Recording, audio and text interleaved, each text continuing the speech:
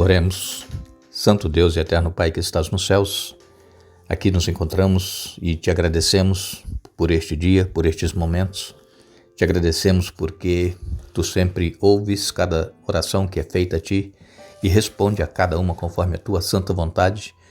Queremos, Pai, te pedir a presença do teu Espírito Santo no estudo que iremos fazer agora, que tenhamos entendimento. Abençoa todos os que estudam conosco e que têm necessidades especiais, problemas, lutas, dificuldades e que clamam a Ti, que nos escrevem pedindo orações, que Tu responda a cada um conforme a Tua vontade. Abençoas Derli, Renato Gonçalves, Antônio Sabino da Silva, Isabel Ullmann, Osmar Marinho, Marcos Siqueira, Maria de Fátima, Daniel Júnior, José Bernardo, Creuza Maria Teixeira, Evilásio Alves Teixeira, Neuza, Rosa Maria, Lena Moroni, Naires Greenwald, pede especialmente pela nora Eliane, que está com um tumor agressivo, que receba as tuas bênçãos e a cura conforme a tua vontade. Queres abençoar também Ilceia Corrêa dos Santos Victor, Alda Mota e todos os nomes que eles citam nos seus pedidos, Pai, que sejam abençoados por Ti. Em nome de Jesus. Amém. Iremos continuar o nosso estudo. Estamos em Josué capítulo 7 e aqui nós encontramos o pecado de Acã, que levou o povo de Israel à derrota contra a cidade de Ai, uma cidade pequena, porque eles haviam vencido antes Jericó, uma grande cidade fortificada, e Deus deu a vitória a eles. E agora, sem consultar a Deus, eles foram enfrentar os habitantes de Ai, mas havia um pecado entre o povo, e esse pecado fez com que o exército de 2.000, 3.000 homens de Israel fossem derrotados pelos habitantes de Ai. E houve ali até perdas de vidas, 36 soldados israelenses morreram nessa batalha. E então Deus disse, olha, houve há um pecado entre o povo de Israel, e é por isso que vocês foram derrotados. Porque o Josué, ele clamou a Deus quando o povo de Israel foi derrotado pelos habitantes de Ai. Josué orou e chorou e não sabia o porquê havia acontecido isso. Então, no final da oração, que está em Josué capítulo 7, a partir aqui no verso 9, no finalzinho, diz assim: o que será da honra do teu grande nome? O nome de Deus estava em jogo. Por quê? Porque era um governo teocrático. Era Deus quem governava o povo de Israel. Era Deus quem orientava, dava as ordens. E se eles obedecessem às ordens de Deus, tudo iria bem com eles. Mas quando eles desobedeciam, assim também é conosco. Quando nós obedecemos, fazemos a vontade de Deus em nossa vida, tudo vai bem. Mas quando nós desobedecemos, começam a vir as derrotas, os fracassos. E aí nós clamamos, nós choramos e perguntamos, Senhor, por quê? Quando, por exemplo, nós obtemos uma vitória na nossa vida pessoal, profissional, espiritual, não há muita vantagem nisso, porque nós não tiramos lições para a nossa vida sobre as vitórias, porque nós recebemos muitos aplausos, muitas honras, né? E muitos presentes. Por quê? Porque nós vencemos, fomos vitoriosos naquilo que nós estávamos planejando e os nossos objetivos foram alcançados. Mas quando vem a derrota, que aí não tem os aplausos, não tem os presentes, não tem as condecorações, aí nós refletimos, mas o que aconteceu? Então nós extraímos normalmente lições das derrotas. E isso faz com que nós reflitamos aonde nós estamos errando, o que nós estamos falhando, para que nós possamos viver uma vida de acordo com a vontade de Deus. Aqui nós lemos então no capítulo 7 ainda, a partir do verso 22, Josué 7, 22, Josué mandou alguns homens fazerem uma busca. Eles correram até a tenda e encontraram escondidos ali os bens roubados, como Acã tinha dito, como a prata por baixo. Tiraram os objetos da tenda e os levaram a Josué e a todos os israelitas e depois os colocaram no chão na presença do Senhor. Então Josué e todos os israelitas tomaram Acã, filho de Zerá, a prata, a capa e a barra de ouro, e também os filhos, as filhas, os bois, os jumentos, as ovelhas, a tenda e tudo que pertencia a Acã, e levaram ao vale de Acor. Josué disse a Acã: por que você trouxe desgraça sobre nós? Agora o Senhor trará desgraça sobre você. Então todo o povo apedrejou Acã e sua família e queimou os corpos. Ergueram sobre Acã um grande monte de pedras que continua lá até hoje. Por isso, desde então, aquele lugar é chamado de Vale de Acor. Com isso, a ira ardente do Senhor se apagou. Vejam, enquanto o pecado não foi eliminado do meio de Israel, Deus ainda não podia estar abençoando o povo de Israel, porque ainda havia o pecado entre eles. Mas depois que aconteceu essa desgraça aqui com a família de Acã, tudo foi queimado. Primeiro eles foram apedrejados e mortos, depois queimados os corpos, queimado tudo que ali estava.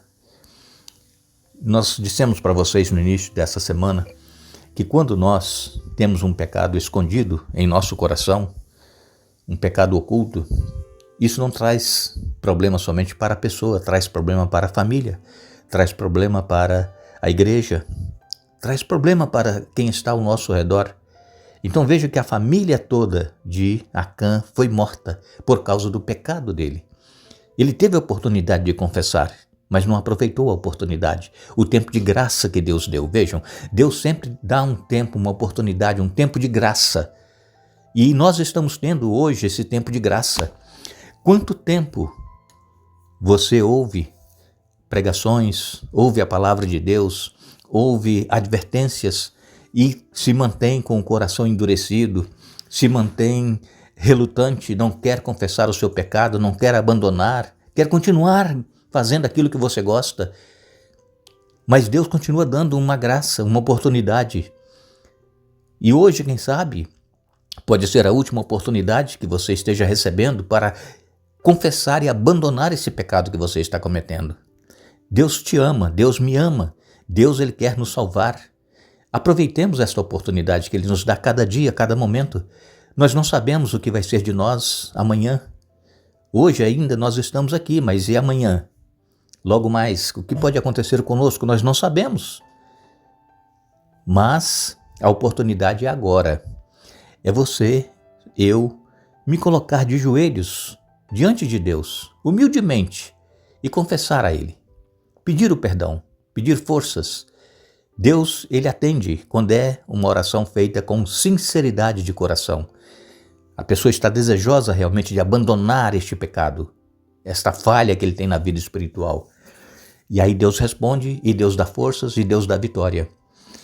Quando nós lemos então agora o capítulo 8, eu vou ler apenas alguns versículos, não irei ler hoje todo o capítulo 8, mas depois que Acã e toda a família foram eliminados, diz aqui no verso 8, a partir do verso 1, o Senhor disse a Josué: não tenha medo nem desanime. Pegue todos os seus homens de guerra e avance contra Ai, porque eu lhe entreguei o rei de Ai, seu povo e sua terra.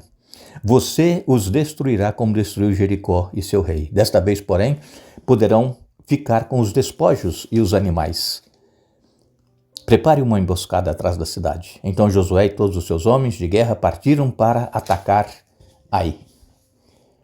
Josué escolheu 30.000 de seus melhores guerreiros e de noite os enviou com as seguintes ordens: armem uma emboscada atrás da cidade, perto dela, e preparem-se para entrar em ação. Quando o nosso exército principal atacar os homens de Ai, sairão para a luta como fizeram antes, e nós fugiremos deles. Eles nos perseguirão até que os tenhamos atraído para longe da cidade, pois dirão: os israelitas estão fugindo de nós, como fizeram antes. Então, enquanto corremos deles, vocês sairão da emboscada e tomarão a cidade, pois o Senhor seu Deus a entregará em suas mãos. Ponham fogo na cidade, conforme o Senhor ordenou. Essas são as minhas ordens. Eu li Josué capítulo 8, dos versos 1 até o verso 8. Você pode continuar lendo o capítulo 8. Agora Deus dá ordem para que Josué avance contra os habitantes de Ai. Agora Deus ordenou que eles fossem à guerra, porque Deus agora ia dar a vitória como deu contra Jericó. Não tenha medo e nem desanime. Mas Deus deu ordem para que eles deveriam fazer uma emboscada. Eles iriam cercar a cidade, se esconder, e o principal exército iria atacar de noite a cidade de Ai. E aí os habitantes de Ai iam sair para a guerra, e os israelitas iriam correr, fugir, dizendo que estavam se rendendo. Todo o exército de Ai iria atrás deles, como fizeram da primeira vez. Só que quando eles fizeram isso, que saíram da cidade atrás do exército que estava fugindo, os que estavam escondidos, eles saíram e tomaram a cidade, colocaram fogo, queimaram toda a cidade de Ai. Eles estavam esperando o momento que o exército saísse atrás dos soldados de Israel que estavam fugindo, mas isso era uma emboscada. Então, irmãos, Deus ele tem a estratégia. Deus ele tem os meios de como é que nós poderemos vencer. Nós não temos forças para vencermos o inimigo sozinho. Somente quando nós nos colocamos nas mãos de Deus e seguimos a sua orientação é que nós vamos vencer. Por quê? Porque o Senhor é quem luta por nós. Não somos nós. Essa guerra, irmãos, essa batalha que nós enfrentamos no nosso dia a dia, essa guerra contra o pecado, contra esse inimigo interno que nós temos em nós, essa guerra não é nossa. Essa guerra é de Deus. Por quê? Porque é Satanás que faz com que nós caiamos em pecado. Ele nos tenta, nos seduz.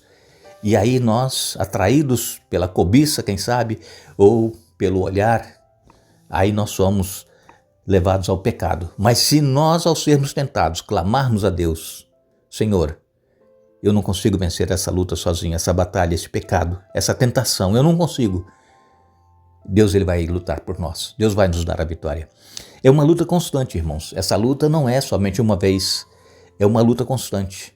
E o próprio apóstolo Paulo, ele disse que nós deveremos nos revestir de toda a armadura de Deus, para que possamos resistir às tentações, às provações, resistir nos dias maus.